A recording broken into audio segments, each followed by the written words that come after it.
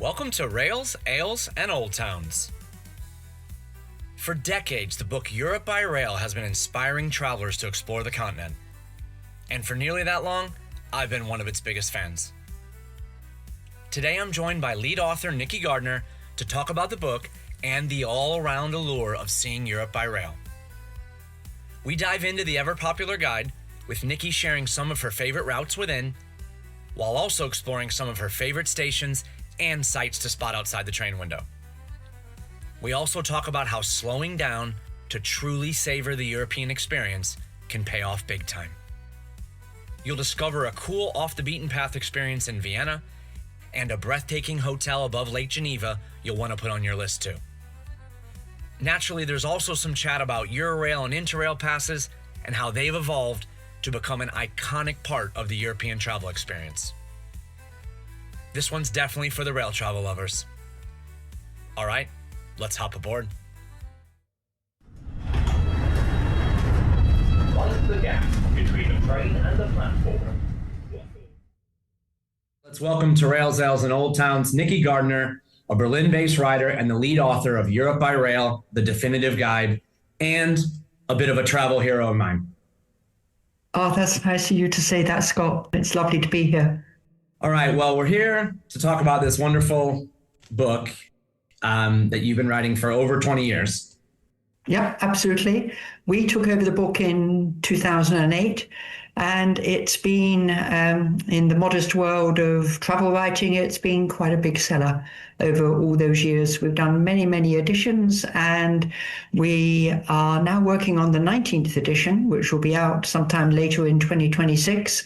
But the 18th edition, published last October, is good for now.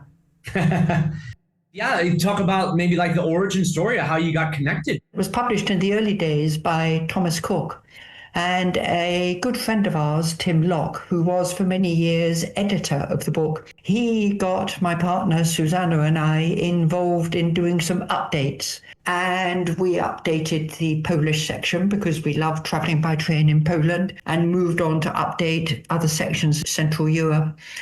And then came the day when Thomas Cook were looking to completely revamp the book.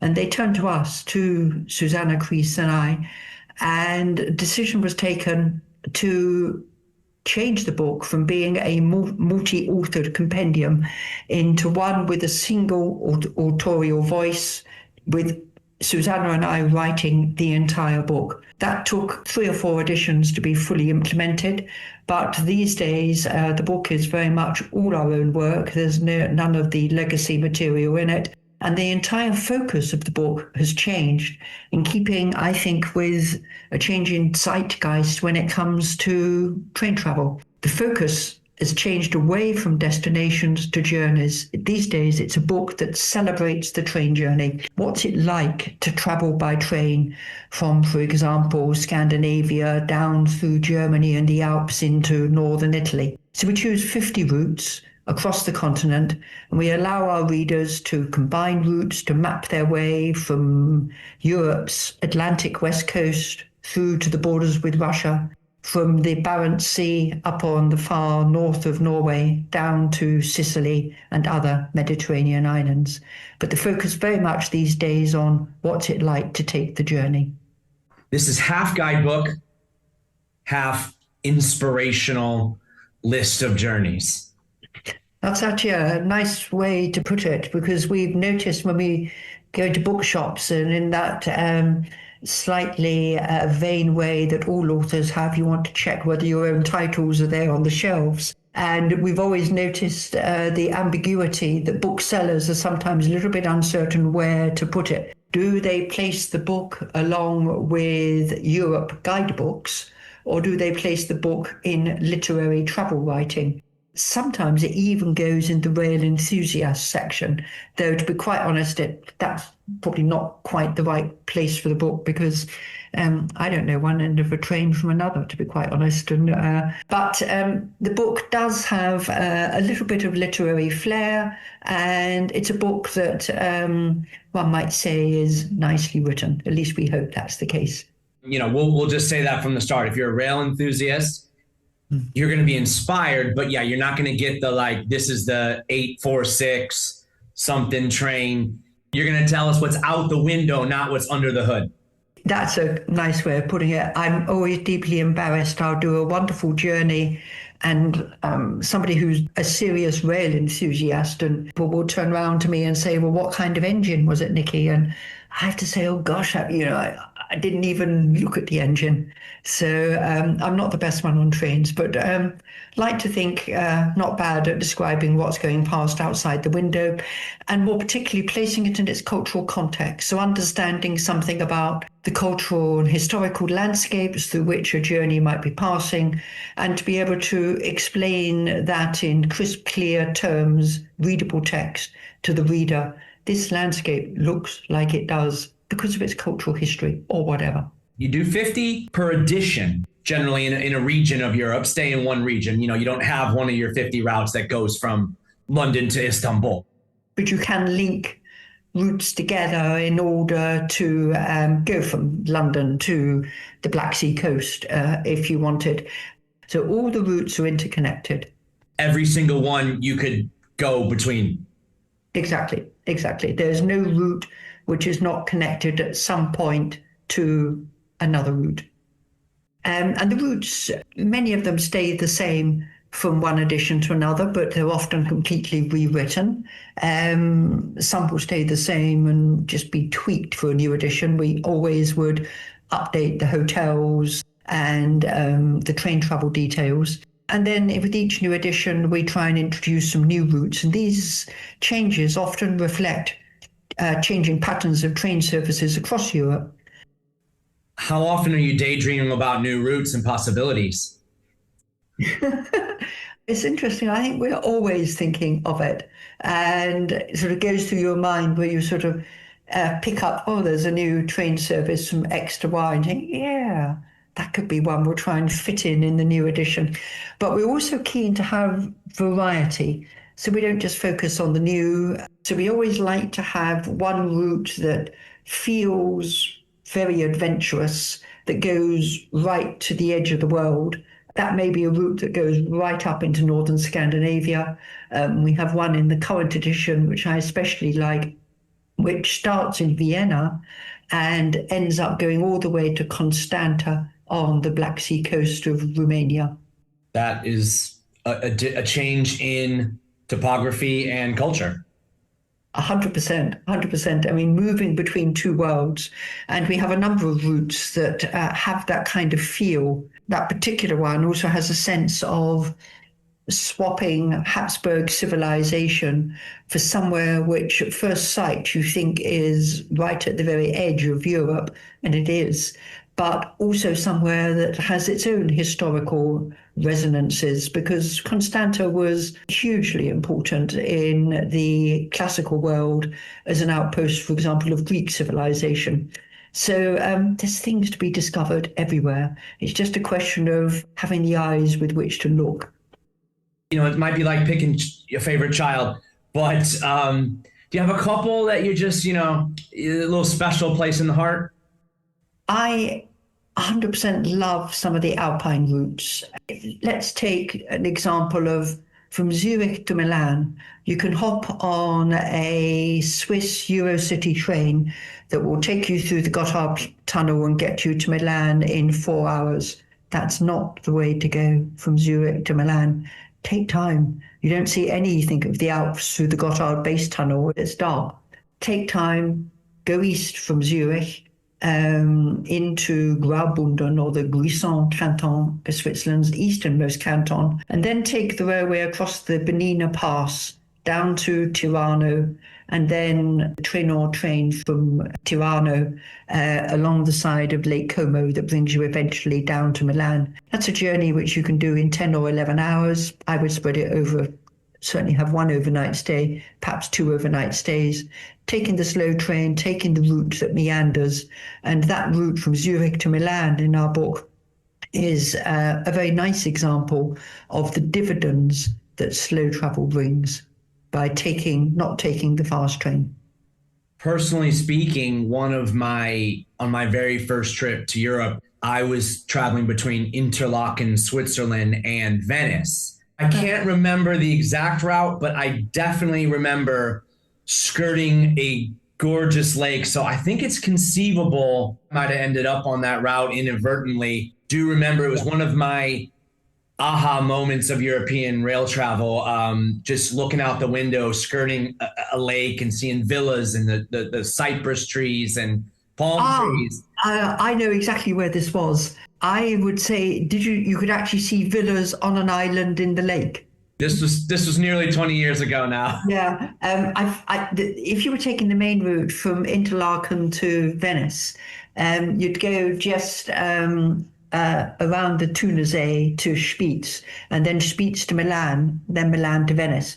And that is a main line, but it has some wonderful bits on it. After you go through the Simplon Tunnel from Switzerland into Italy, on the left-hand side, you skirt Lago Maggiore, and there are the Borromean Islands on the left. And these are just magic. It's a small group of islands, one of which, Isola de Pescatore, the island of fishermen, actually has a substantial resident population on it. It's just utterly, utterly beautiful. And one of those truly dramatic moments in European rail travel, that particular route from Switzerland down through the Simplon into Milan. And these are the type of moments that it can inspire a lifetime of love, just looking out the window and seeing something, and it sticks with you forever. Exactly. You can probably remember others. I always remember, I always like on the train, if you take the main line from Prague to Budapest, just after you go across the Hungarian border, this is especially nice at night. You go over the Hungarian border from Slovakia, and on the right-hand side, there's a wonderful view across the Danube to the Basilica at Östergom, I think it's called. And this view of the Basilica in the distance is just so brilliant, just like the view of the monastery at Melk on the main line running west from Vienna up the Danube Valley. Another one that so many of our listeners probably will remember if they are fans of Harry Potter will be Glenfinnan Viaduct in Scotland, with the viaduct with the celebrated Hogwarts Express running over it, and that visual image. And then when you suddenly find that you are on a train which is going over that viaduct, it's just brilliant. Thank you for putting on my radar the Settle to Carlisle line. Speaking of viaducts, because I was living not too far from it, and I was like, this Settle to Carlisle line sure sounds swell. Went out and took it one day and just couldn't believe that this was right on my doorstep. Happened to be in York, 20-minute train to Leeds. You switch to the Settle to Carlisle, you're on your way. And now once or twice a year, I head out there and do some hiking, and you go over the Ribblehead Viaduct. Exactly. I've even done some walking under it and up to the surrounding hills. And it's a truly, as soon as you set off from Leeds, about 15, 20 minutes later, you can't believe that you were in a major city, and now all of a sudden You're just looking at this pastoral English. That's right. And it's lovely the way it changes, isn't it? You go up the Aire Valley and the hills begin to tilt a little bit sharper and they close in. And I think it's probably beyond about Skipton or Hellifield that becomes really beautiful. And then creeping up over the moors with these little villages like Horton and Ribblehead, which you mentioned with its viaduct. And if you get off the train at Ribblehead and just walk along the road from the station, there's a very nice little pub at Ribblehead Inn. And then the way it sort of goes over Blee Moor, which is so barren, so empty, and then drops down into the Eden Valley that seems really very verdant and serene through Appleby. It's a great route. My dad and I actually took that to Dent, and we got at Dent, which is the highest mainline station in England. Yes. And, it's this steep descent from the station down to the valley. And then we walked to like a pub a few miles later and spent the night and then came back the next day. It was really fun. That sounds great. That sounds absolutely great. You're clearly into picking out some of these rural spots, and I think Susanna and I do the same. But there's also a lot to be discovered in cities, and even I'm not a big city person, but I do like just trying to also do slightly offbeat things in urban environments. Yeah. You balance the big A-list cities with your kind of off the beaten path. It might be, a bit far because they're on rail lines, but, these places like Maastricht, Trieste, Cahors, you balance that out. And what I really love is how you talk about the art of simply just relaxing and soaking in the atmosphere. Yeah, that's right. Don't you think sometimes we've all become a bit too obsessed with doing things and seeing things, whereas sometimes it's just being in the place is sometimes a bit more important. I quite like Florence, but I don't like the crowds. But I think that sometimes people make Florence very difficult for themselves because of their checklist of all the galleries that you have to go to and all the sites that you have to see. For me, just being there is absolutely the thing. And cutting off the main places, finding a quiet place to sit down after a long journey, allowing your soul to catch up with you. For example, I went to Zurich on a fast train last month. I hopped off the train at Zurich Hauptbahnhof and went and had a meal and then wandered down to St. Peter's Square and just sat there, a serenely beautiful, quiet spot, bang in the middle of historic Zurich. And most cities have these places. It's just a question of sort of seeking them out. And appreciating them. Yeah, and making time for them. It's not, when you go to Paris, it's not mandatory to go to the Eiffel Tower. And life, believe me, life will continue if you don't go and see the Mona Lisa. I mean, it's great if you want to do it. Are you sure? Are you sure?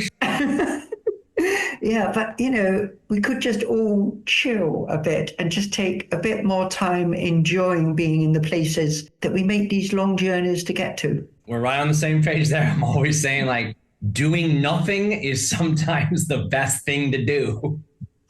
Absolutely. I think it's a bit one of the things which is central to the art of slow travel, throwing away the checklists, savoring the moment.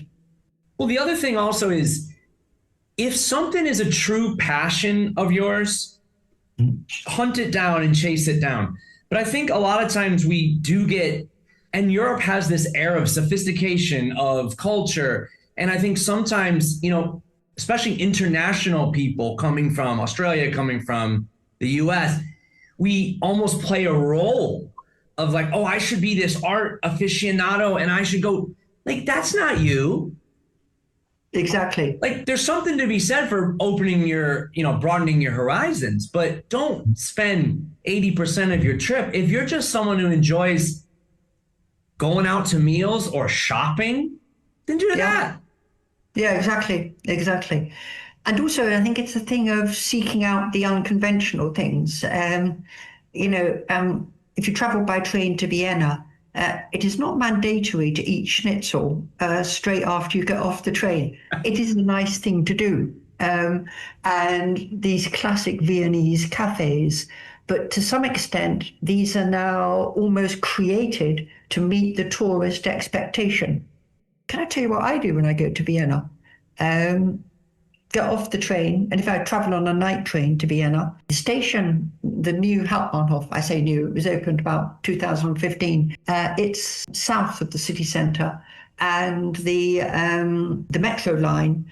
Most people get off the train, they go on the metro line, which goes north into town, and usually make for Stephansplatz and Stephen's Square, where there's the great cathedral. I take the metro line in the opposite direction. I go 2 stops south, and just by the metro station there is the most amazing swimming pool. It's called the Amalienbad, and it's a wonderful piece of 1920s Art Deco design. It is a lovely place to just chill for an hour. It's also interesting because it touches part of Vienna's remarkable socialist history. This is a socialist piece of architecture created at a time in the 1920s when there was very much a vogue for left-wing design in Vienna, and it probably touches a chord of everyday Viennese life more than going for coffee and schnitzel. Is this an outdoor pool? No, it's an indoor pool. We'll put that on the list. How about one more little route? You've talked about Zurich to Milan. I live in Berlin, and I always think the Baltic coast is really underrated by many people who, if they come to Germany, tend to head to the Rhineland or Bavaria. But we do have in the Baltic coast some remarkable small towns and small cities that touch upon a Hanseatic tradition, a tradition of medieval trading, which was not unique to Germany, but extended across the Baltic to Sweden, to Lithuania, Latvia, Estonia, and so on, and was so important in the shaping of broader European trade and commerce in the early modern period. And we have a route in the book that goes from Hamburg to Lübeck, one of the great Hanseatic cities, then along the Baltic coast to Wismar, Stralsund. These are all places which feature on UNESCO's World Heritage Sites. And then it continues east into Poland through Gdansk, and eventually then tracks inland to Warsaw.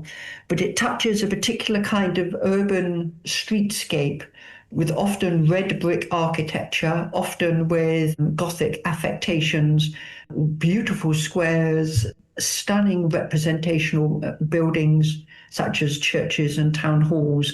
And these communities are places which are, above all, just nice places to be. Plenty of beaches, plenty of long areas of sand dunes, lots of woodland, great for walking and great for swimming. Lübeck, I've heard a lot of great things, but I've never been. And that's definitely a little corner of Europe that is totally overlooked by a lot of people, that northeast Germany over to Poland. Yeah, and I think that's an area which is well known by people in the region. Many people from Saxony, the southern half of East Germany, go to the Baltic coast for vacations. But quite honest, I've never heard of any of my friends in Britain thinking of going to Germany's Baltic coast for a vacation. Not to dig too deep into the history, but if you know one thing about the Hanseatic League, which was this, network of trading cities, they almost universally are very attractive places. Exactly. Yeah. You're talking like Bruges, Bergen in Norway. These are, if you just went to all Hanseatic cities, you would end up in a very attractive list of places you've gone to. Yeah, it could be a good plan for life. Your next 20 years vacations based on the Hanseatic League. What is the gap between the train and the platform? Okay, well, I just wanted to take a second to say thanks for listening to Rails, Ales, and Old Towns. I hope you're enjoying this episode and that it's helping you get excited for your next European adventure. Be sure to check out the link in the episode description, because there you'll find all the information you need if you decide to follow up on the places and topics that came up on the show. Oh yeah, if you are digging the podcast and you had a spare minute, I'd be forever grateful if you were to leave a review or a rating on the platform you're listening on, as those little things do go a long way. And if you really want to get crazy, why not give me a follow on Instagram or Facebook at Rails, Ales, Old Towns. Back to the show. What is the gap between the train and the platform? If you hear you're going to be stuck, you're going to have a few hours at a station, which stations do you not mind being stuck at? If you look at Europe's great stations, I would absolutely enumerate places like Antwerpen Centraal, so Antwerp's main station, with its multi-layered element where trains surprise you when you suddenly discover yet another level with more trains on it, and has a lovely, inexpensive cafe. Antwerp is a beautiful place to while away an hour or two. Milano Centrale is you could spend a lifetime, I think, exploring every corner of Milan's main train station. But do you know what I would opt for, Scott? I would opt for a small rural station with nice views of the mountains, streams close by, a chance to go for a walk. You know, if a train were to break down somewhere, I'd like it to break down at Alpgroom station on the Bernina Railway in the southeast corner of Switzerland, because there's a very nice little restaurant on the station platform, stunning views of glaciers. Or it could be a small station in southern England. There's plenty of rural train lines to the south of London, some of which go through very beautiful countryside. And some of the stations have often got very nice vernacular architecture. So the little station, 25 minutes, 30 minutes out of London, which is called Box Hill and West Humble, which is just a lovely name in itself. Got a lovely station building, great place for going for walks. I would, in the same area, Chilworth Station in Sussex, the little halt at Southease and Rodmell, where there were beautiful walks along the South Downs and the Ouse Valley. So I probably would opt, because I'm more of a rural person, for one of these country railway stations. That Alpgroom, that's on the famous, Bernina Express route from Core, Switzerland down to Tirano, Italy. And that's one thing I did want to mention about the book, is that there are so many of these famous lines in Europe that you'll hear about, and they're on the glossy brochure covers and whatnot. And nothing against those, but kind of in a way you can hack them by just taking the normal trains that go over these routes as well. You can, and that's the way I would always do it. You have a small number of trains upon which are packed with all of the overseas visitors who flock onto the tourist trains, and that actually leaves the rest of us who know people who live in Switzerland or know Switzerland very well, to be able to take all the other trains, which are incredibly empty and cheaper. So ride the Bernina, of course, because it's a superb journey. But why not take one of the hourly local trains along the route rather than the special tourist trains, which are branded Bernina Express? And even the name Express is a little bit of a misnomer there, because the tourist trains are not any faster than the regular trains. And so stick to the ordinary trains, and that applies equally to the Glacier Express route from Zermatt to St. Moritz, where there are regular trains run along the entire route, usually every hour. Of course, you have to change here and there along the way, but that makes it all the more interesting. Places to stop off, villages to discover. So don't always follow the tourist trains, because they're just often just too full, and you don't get that quintessentially Swiss experience of being able to just pull down the window, hang out, take photographs. On the tourist trains, these are lovely panorama carriages, air-conditioned, all mod cons, but you're somehow a bit insulated from the landscape you're passing through. No judgment, but just so you know, you can do it another way. Exactly. I mean, you've already made it to Europe and you're on that train, so we say bravo to you, even if you go for the high-end one. Of course.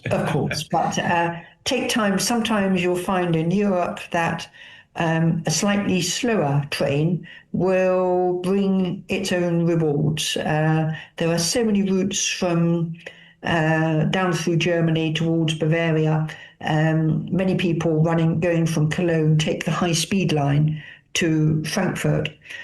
And if you want to get there quickly, it does the job. But there is an older rail route from Cologne to Frankfurt that follows the Rhine Valley upstream through Bonn and Koblenz, then tracks up the Rhine Gorge, the Lorelei Rock on the east side of the river, lots of castles. It is authentic traditional Germany, and you don't see that from the high-speed line. So the question, therefore, really is, do you really need to get from Cologne to Frankfurt in an hour because you're rushing for a flight? Or can you actually take 2 hours over the journey and take the older line on a very comfortable train with a restaurant car and just savor the journey? I'd always opt for the latter. That line is big on my list. I drove, unfortunately, when I was down in that neck of the woods, staying in Bacharach. And next time I'm coming back via train. Yeah, Bacharach, which you mentioned, is, I would say Bacharach or Oberwesel, another of those villages there. Just a great place to break the journey. If you're doing that journey from Cologne to Frankfurt via the old Rhine Valley route, stop off for lunch at Bacharach or Oberwesel. They're lovely villages. Great wine in that area, too. It is, yeah, perfect. So let's get back, a little bit of the nuts and bolts of the book. So we've talked about, there's 50 routes. You get a lot of the basic logistics of rail travel across regions of Europe. And basically pretty much all the stops you're going to make between point A and point B, you give a little bit of an overview of the place and, the major highlights. And of course, what you should look for out the windows, anything of note. I like also that, in addition to the main points and suggestions for side tracks and things like that, you also, every once in a while, will drop on us this route is best maximized at this time of day with low light angles of the sun. Oh, yeah, gosh. We're laughing, but the light that you see something in can make a big difference. You can, you're absolutely right. It sounds deliciously eccentric. Some landscapes with subtle topography, some landscapes with dramatic. The golden hour sunset can just be so perfect. And that's sometimes the hour to go out and take the train. It's something I do quite a lot, of check into a hotel and say, look, I'm going to stay here tonight, but I'm going to go out and get the train just the hour before sunset, and 2 or 3 stations up the line, sit on a terrace in a small village, have a glass of local wine, and then come back again.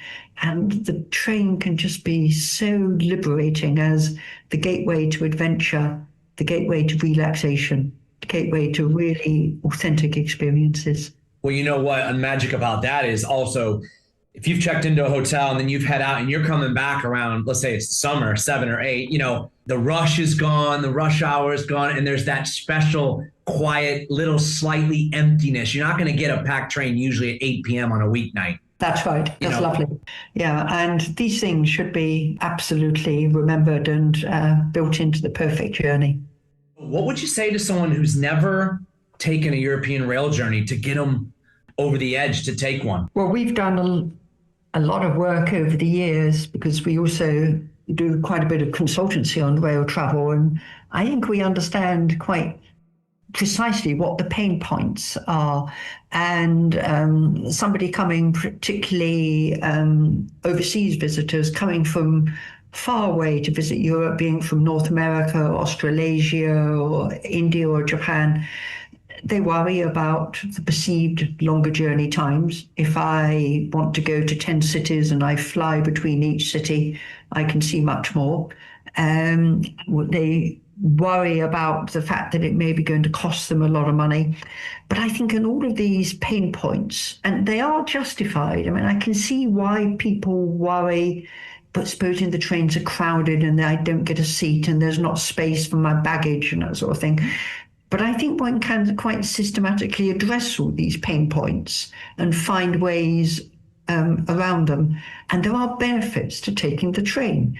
Yes, it will take you longer, but as we talked about in our Rhine Valley example, you will see Europe along the way. So the journey becomes part of the holiday experience. Europe looks a whole lot better seen from the train than flying over it at 30,000 feet. And if you're worried about seats, I personally don't tend to book seats in advance, but a lot of people do, and I can understand there's a comfort factor in it. On all mainline trains in Europe, you can reserve in advance if you want to. It's often not mandatory, except in certain countries. like France. But you can reserve seats in Germany and some routes in Switzerland, in Austria. So you can reserve in advance. You can take care to make sure that you get a window seat. So I think you can address all of these pain points. And I think it's really often an issue of talking to people about what kind of vacation they really want and demonstrating them that taking the train, taking the ferry allows for a very different kind of engagement with Europe. It gives you access to smaller places. You don't just see the big cities. You're not constrained by where the airports are. And even if you do just take the train between big cities, you see a lot of countryside along the way. What do you fill your hours with on an extended rail journey? Obviously, you just mentioned you might take a little local train up the line. Well, definitely walking, 100% walking, and sometimes the walking may involve a train. So we're just heading off to the Swiss Alps, and we'll stay in a hotel at a place called Grandvaux, which is just outside Lausanne, on a shelf, on a terrace overlooking Lake Geneva, fine views from the hotel across Lake Geneva to the French Alps on the south side of the lake, and some gorgeous vineyard walks from Grandvaux down through the Lavaux vineyards to Saint-Saphorin and Vevey and other places along the lakeshore. And because sometimes we're just a wee bit lazy, I can let you into a secret. We walk downhill and then just get the train back up again. So the train has its place even in those walks. But the walks have to be leisurely. They have also to be not too guided, not too structured. Just always lay yourself open to spontaneity. If the shadows are falling in that direction and that village looks attractive, go there because you'll surely find something interesting. Take books to read and make time to chill. Yeah, that's a real special region there.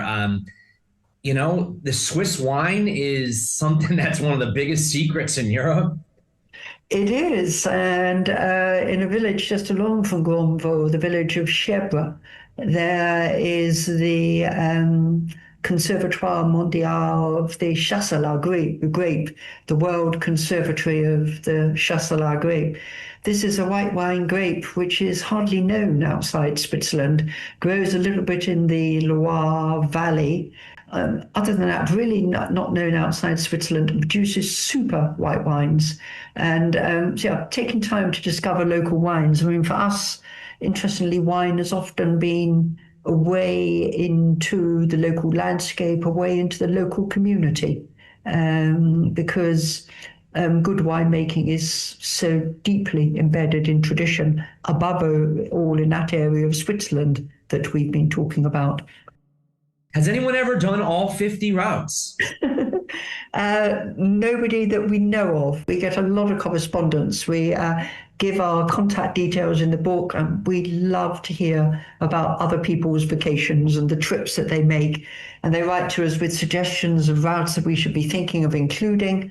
And they write to us with pride about routes which they thought they would never be able to do, but eventually managed to do. We are always surprised by the demography of rail travellers these days. A lot of couples we notice in Europe who perhaps have taken early retirement, kids have fled the home, they have a bit more time, perhaps a bit higher disposable income, and they discover rail travel, usually first class rail travel, having been wedded to their cars for decades, and then suddenly in their 60s and 70s suddenly start exploring by train. And it's a joy to read some of the things that these people say when they tell us about their journeys.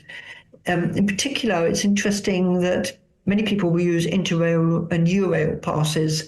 And these days, these passes are all linked to an app. It's a brilliant app. It's called the Rail Planner app. And your pass is embedded within the app.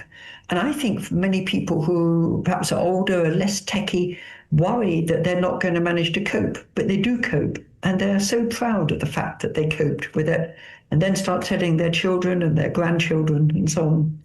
And actually, nowadays, there are more and more companies across Europe who will actually hold your hand in this kind of experience. Is it okay to actually mention a specific company name? Oh, yeah. Because there's one which Oh, is, yeah.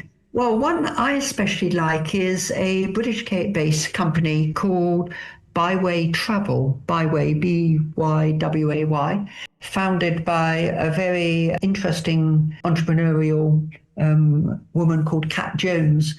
And Byway has found a very particular niche for people who want to do trips from our book all more widely, exploring Europe by train, but they don't quite want to have the hassle of organizing everything themselves. And so Byway will book hotels for you that you want to travel on. They'll throw in their own suggestions and create really very nice tours, be it of the Scottish Highlands, Switzerland, or big adventurous leaps across Europe, taking in multiple countries. I want to also mention the three things that you said readers, when they get in touch with you, the themes that come through on their trips and what they really took away and the things that they value that they got from the book that came through.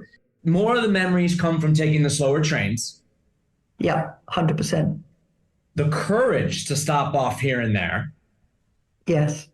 And to resist the tyranny of excessive over planning. Now, this I like because you have to plan. Let's not be naive.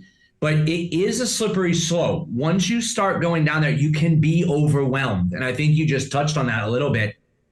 Yes. You can find yourself then planning every minute of a trip. And that's not fun. It's not fun. I encounter people when I'm on trains. I often chat to other travelers and always feel a bit sorry where people are saying, well, we have to be in Interlaken by this evening, but we've only got one night there, and then tomorrow we have to do the following. And I feel, gosh, this is actually quite sad that they have imposed so much upon themselves in what actually is meant to be a moment to lead life differently, to take stock, to chill. Yeah, and I think you and I are both big fans of Eurail and Interrail. So let's talk about that a little bit. I've talked about it several times, but I'll never not want to talk about it. But, people will, and this is something someone could lose days to if they're planning a trip, debate on, is it more valuable? Is it cheaper? Is it better? Could you save money by booking in advance months? Quite possibly, you could. But it's that pass gives you that peace of mind and that freedom. Yeah, and I think trying to nuance that decision of buying point-to-point tickets versus a pass, be it a one-country pass like within Switzerland, or a global pass like Interrail or Eurail covering 33 countries across Europe.